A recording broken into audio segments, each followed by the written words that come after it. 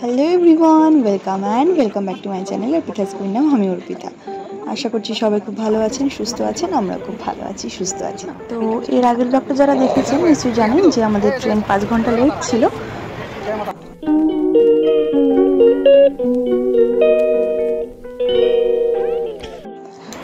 এবার হচ্ছে সেকেন্ড পার্টটা, সেটা হলো ট্রেন ফাইনালি প্ল্যাটফর্মে চলে এসেছে। আমাদের ছিল মা তারা এক্সপ্রেস, আমরা যাচ্ছিলাম তারাপীঠ।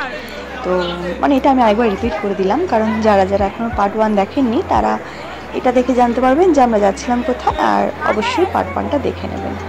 তো এবার আস্তে আস্তে করে আমরা ট্রেনে উঠবো সবাই। তো আমার রাই তো একদমই ঘুমিয়ে গেছে, মানে সত্যি বলতে এই একটা খুদে বাচ্চা খুব ভালো সার্ভিস দিয়েছে। মানে আমরা সবাই মোটামুটি টায়ার্ড ছিলাম, মিথ্যা কথা কেউ বলবো না। ঘোড়ার এনার্জি ছিল ঠিকই, কিন্তু খুবই টায়ার্ড ছিলাম। তবে ও খুব ভালো সার্ভিস দিয়েছে বলা যেতে পারে। মানে এখন সবে ব্রেকফাস্টের খাবারটা খাওয়া হচ্ছে, প্রায় 12:30 বেজে গেছে। মেয়েকে খাইয়ে ওদিকে পাঠিয়ে দিয়েছি। ট্রেন এখন ফাঁকা, কারণ অনেকেই হচ্ছে ক্যান্সেল করে দিয়েছে। যাই হোক, আলটিমেটলি যেতে পারছি। মানে এমন হয় না, ঘুরতে যখন যাই কিছু না কিছু একটা ব্যাগডা ঘটে যায়। আজকে আর শুনিনি কোনো ব্যাগডা, কোনো কিছু শুনিনি। বসেছিলাম আমরা এখানে খা দিয়ে। ট্রেন এসছে, এবার আমরা যাচ্ছি। মানে 7টা করে ট্রেন ছিল, ট্রেনটা দিয়েছে হচ্ছে 12:09-তে। যাই হোক, এখন খাই, তারপরে সবাই মিলে ফাইনালি ট্রেনটা ছাড়লো। এখন আপাতত যাচ্ছি, দেখা যাক। তো রাইকে আমি স্টেশনে থাকতেই কলা দিয়ে দিয়েছিলাম, ও খেয়ে নিয়েছিল। আর তারপর হচ্ছে এখন দিলাম হচ্ছে হোমমেড স্যারেলাকে, যেটা বাড়ি থেকে বানিয়ে দিয়েছিলাম। যতই অভিশাপ আসুক না কেন, যতই অভিশাপ আসুক না কেন, তারাপীঠ যাব, মায়ের কাছে যাব, তো যাব, যেতেই হবে। সবকিছু না জীবনের মোলায়েম আর তুলতুলে হয় না, ঠিক আছে? একটুখানি স্ট্রাগল করলে ভালো।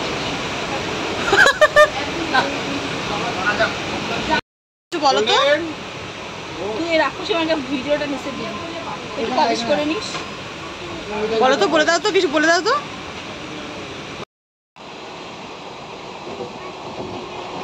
যেহেতু ট্রেনটা ফাঁকাই গেছিলো, মানে অনেকেই ক্যান্সেল করে দিয়েছিল ট্রেন, কেন অতক্ষণ লেট কেউই সহ্য করতে পারে না। মানে 2 ঘন্টা তাও ম্যাক্সিমাম ঠিক আছে, 2 ঘন্টা 3 ঘন্টাও ঠিক আছে, বাট 5-5.5 ঘন্টা কে বসে থাকে প্ল্যাটফর্মে বা স্টেশনে এসে।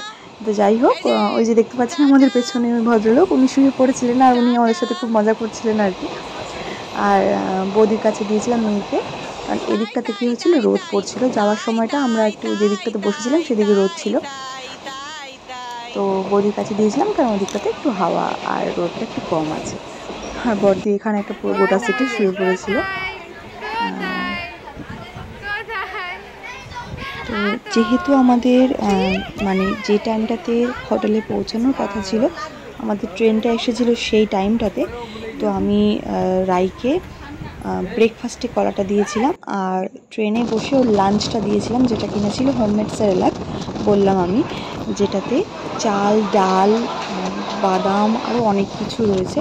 তো মোটামুটি ওটা ভাতের কাজই করেছে, তো ওটা দিয়ে দিয়েছি। আর একবারে আমরা যখন পৌঁছাবো সেই টাইমটাতে হয়ে যাবে ওর বিকেলবেলা স্ন্যাক্সের টাইম। তো সেই টাইমটাতে আমি যেটা ইনস্ট্যান্ট স্যারেলাক বানানো আছে, মাখানা, মুড়ি এসব দিয়ে আর কি, মানে আমি সব রকম আলাদা আলাদা করে বানিয়ে রাখি, সেটা অবশ্যই শেয়ার করছি, তো সেটা দিয়ে দেবো।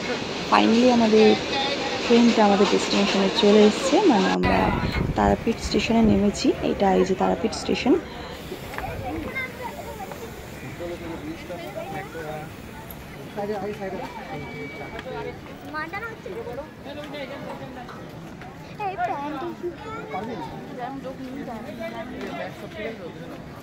সবাই কি ক্লান্ত? কিসের ক্লান্ত? হ্যাঁ হ্যাঁ, সব কিছু।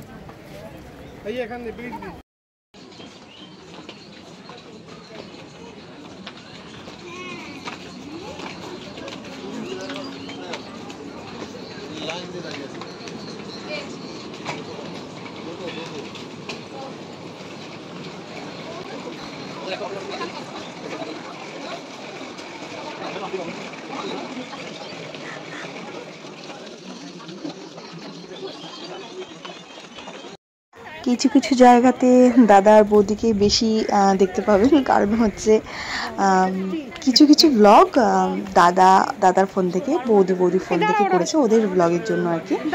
তো মানে আর কি শ্যুট করেছে ভিডিও, তো সেই কারণে অবশ্যই ওদের ভিডিও যেহেতু ওরাই বেশি থাকবে, তো সেটাই হয়েছে। তো একটু মানিয়ে গুছিয়ে নেবেন। আমরা অ্যাকচুয়ালি শেয়ার করে নিয়েছিলাম, কারণ মানে ক্লিপগুলো আর কি একটু শেয়ার করা হয়েছিল। আর সবথেকে বড় কথা, আমি বেশি ভিডিও করতে পারিনি, একদম অনেস্টলি স্পিকিং। মোটামুটি আমাকে যেখানে যেখানে দেখা গেছে ফ্রন্ট ক্যামেরা ছাড়া ব্যাক ক্যামেরা থেকে যেখানে যেখানে দেখা গেছে সেগুলো সব দাদা বৌদিরাই করে দিয়েছে। আমার ফোন থেকেও কিছুটা করেছে আর ওদের ফোন থেকেও কিছুটা করে দিয়েছে। তো যাই হোক, সব কথা শেষে ফাইনালি আমরা এখন চলে আসলাম হচ্ছে আমাদের হোটেলে। এটা ছিল হচ্ছে ল্যারিকা ইন।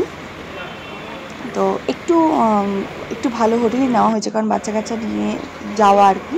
তো বাচ্চা কাচ্চা নিয়ে যাওয়া প্লাস হচ্ছে এত গরমের মধ্যে তো একটু ভালোভাবে যাতে একটু শান্তিতে আর কি থাকা যায়, তো সেই কারণে এটা নেওয়া। আর সবথেকে বেস্ট পার্ট ছিল এটাতে সুইমিং পুল রয়েছে, যেটা কিনা খুব পছন্দ ছিল আর কি, সবারই একটা ইচ্ছা ছিল। আর এটা হলো হচ্ছে রুম, তবে এই রুমটা আমাদের নয়, এই রুমটা হচ্ছে দাদা বৌদির রুম। যেহেতু রুমের ক্লিপটা আমার নেওয়া ছিল না, ভালো হয়েছে দাদা বৌদি তুলে দিয়েছিল এটা। তো এটা আমাকে সেন্ড করেছিল, একদম সেম রুম আমাদেরও ছিল। এটা ছিল 406 আর আমাদের রুমটা ছিল হচ্ছে 404। আর মাঝখানে যেটা ছিল সেটা 405। সেটাতে আমার বড় জিজু, আমার হাজব্যান্ড আর আমার বড়দির ছেলে ছিল গৌরব। আর আমি, মা, রাই আর বড়দি ছিলাম হচ্ছে এই 404 রুমে। এইটা হচ্ছে অ্যাকচুয়ালি আমাদের রুম, যেখানে এখন আমাকে দেখতে পাচ্ছি। তো এবার আমরা হচ্ছে ফ্রেশ হয়ে নিয়েছি, একদম স্নান টান করে সবাই ফ্রেশ হয়ে নিয়েছি। মা বেরোচ্ছে না, আমরা সবাই বেরোচ্ছি হচ্ছে একটু বাইরের দিকে যাব, একটু আউটিংয়ে যাবো, টুকটুক একটু ঘুরবো। আর ভাবছি কিছু খাওয়া দাওয়া করে একবারে আসবো। তো এই যে রাইকে নিয়ে নিয়েছি। আর আমি সত্যি বলতে বুঝতে পারছিলাম না যে কি নেব না, তো আমি র্যান্ডমলি যা হাতের সামনে পেয়েছিলাম সেরকমই নিয়ে নিয়েছিলাম। তো এই কুর্তিটা আমার খুব পছন্দের, তো সেটাই নিয়েছিলাম। অ্যাকচুয়ালি এখন আমি, আমার হাজব্যান্ড আর আমার মেয়েই যাচ্ছি। দাদা, বৌদি, বড় জিজু আর দিদি গৌরবকে নিয়ে অলরেডি চলে গেছে, ওরা মোমো টোমো খাওয়া হয়ে গেছে। ওই টিপটা আমার কাছে নেই, যেহেতু আমি তখন আর ভিডিও করিনি। আমাদেরও মোমো খাওয়ার পরে ভাবলাম যে না, একবারে ডিনারটা করেই ঢুকি। তো আমি, আমার হাজব্যান্ড আর বড়দি এখান থেকে খেয়ে নিয়েছি, গৌরবকেও খাইয়ে দিয়েছে। আর জিজু, দাদা আর বৌদি পরে এসে আবার খাবে বাইরে। আর আমরা তো ভালো হোটেলে থেকেও কেন হোটেলের খাবার খাইনি, সেটা অবশ্যই জানতে পারবেন নেক্সট ব্লগে।